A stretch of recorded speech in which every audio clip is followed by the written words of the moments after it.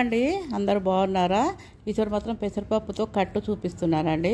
ఒక tea glass పెసరపప్పు తీసుకున్నాను. మేము ఇద్దరమే కదండి. దాంట్లో ఒక గ్లాసున్నర వాటర్ పోసేసి కుక్కర్ మూత పెట్టేసి స్టవ్ ఆన్ చేసేసానండి. ఇంకా ఈ లోపల ఒక చిన్న గిన్నెలో ఒక 2 గ్లాసుల వాటర్ పోసేసి ఒక 2 టమాటాలు అండి, 2 టమాటాలు, ఒక 5-6 పచ్చిమిర్చి కట్ చేసేసుకోవాలి. దీనికి ఉల్లిపాయ ఒక పెద్దది తీసుకున్నానండి.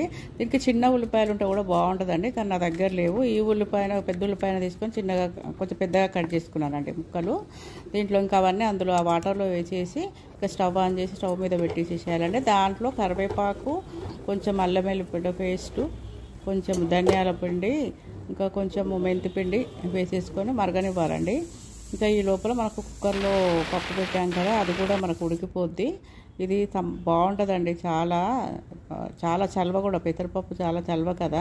ఇది ఈ పెసరకట్టు కూడా టేస్ట్ కూడా బాగుంటుంది. కుక్కర్లో ఉడికిపోయిందండి ఇంకా పప్పు. ఇంకా మనం దాన్ని కొంచెం ఒక గరిటె తీసుకొని కొంచెం స్మాష్ చేసేసేయాలండి. మనము సమ్మర్లో కందిపప్పుతో పప్పుచారు చేసుకునే బదులు ఈ పెసరకట్టు కానీ పచ్చిపులుసు కానీ చేసుకుంటే చలవండి, బాగుంటుంది. కందిపప్పు చారు సమ్మర్లో ఎక్కువ చేసుకోవద్దండి, వేడి చేస్తుంది. ఇంకా ఈ పప్పును మాత్రము మొత్తం కొంచెం గరిటెతోటి బాగా మెత్తగా స్మాష్ చేసేసి ఒక చిన్న గిన్నెలో తీసి పెట్టుకున్నాను. ఎందుకంటే ముందు అన్నం తినేటప్పుడు కొంచెం ముందు ఒక ముద్ద వేడన్నంలో పెట్టేసుకొని నెయ్యి వేసుకుంటే బాగుంటుందండి. ముద్దపప్పు తీయపప్పు అంటారు కదా, బాగుంటుంది. మనకి ఏదైనా ఒడిబియ్యాలకు వెళ్ళినప్పుడు పెడతారు కదా, అక్కడ బాగా అనిపిస్తుంది. అదే కొంచెం తీసి పెట్టుకున్నానండి. ఇంకా అది పప్పును మొత్తం మనం కొంచెం కుక్కర్లో వాటర్ పోసి కడిగేసి దాంట్లో వేసేసి కొంచెం సాల్ట్ వేసేసుకోవాలండి. ఇంకా మరగాల్సిన అవసరం లేదండి. ఇంకా మనం దీంట్లో కొంచెం ఆ నెయ్యి, ఈ చారులో కొంచెం నెయ్యి వేసేసుకోవాలి. ఇంకా మనం పోపు పెట్టేసుకోవడమేనండి. పోపులో మాత్రము కొంచెం జీలకర్ర ఎక్కడి నుంచి వస్తుందా స్మెల్ అనుకుంటున్నాను. ఎల్లిపాయలు దంచుతుంటే పక్కన గిన్నె ఉంది కదా, పోపు పెట్టకుండానే స్మెల్ మాత్రం చాలా అదిరిపోతుందండి, బాగుంటుంది.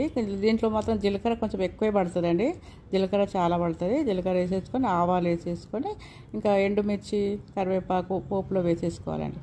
ఎప్పుడు దేంట్లోకైనా పోపుతోటే టేస్ట్ వస్తుందండి. పోపు మాత్రం మంచిగా పెట్టుకోవాలండి మనం ఎప్పుడైనా. అది కాకముందుకే ఎండుమిర్చి ఇలా అని తీసేసేదండి, కొంచెం మంచిగా వేగనివ్వాలి. వేగిన తర్వాతనే ఎండుమిర్చి చూడండి కొంచెం మంచిగా వేగనివ్వాలి. ఎల్లిపాయ కూడా మనకు వేగితేనే మంచి స్మెల్ వస్తుంది. ఇంకా వేసేసిన తర్వాత కొంచెం పసుపు వేసేసి ఇంకా కట్టేసేయడం అండి స్టవ్.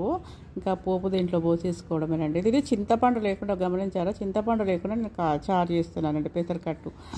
దీంట్లో ఒక 2 నిమ్మకాయలు మాత్రం పిండుతాను. అవసరం ఉన్న వాళ్ళు, ఇష్టం ఉన్న వాళ్ళు, కొంచెం పులుపు ఎక్కువ అనుకున్న వాళ్ళు 3 కూడా పిండుకోవచ్చు అండి. నేను మాత్రం 2 పిండాను. చాలా బాగుంటుందండి. చూడండి, రెడీ అయిపోయింది పెసరకట్టు. చూడండి, ఏమి ముక్కలు వేయకుండా ఇంత చిక్కగా ఎంత బాగుందో చూడండి. ఒకసారి ట్రై చేసి చూడండి. ఓకేనండి, బాయ్.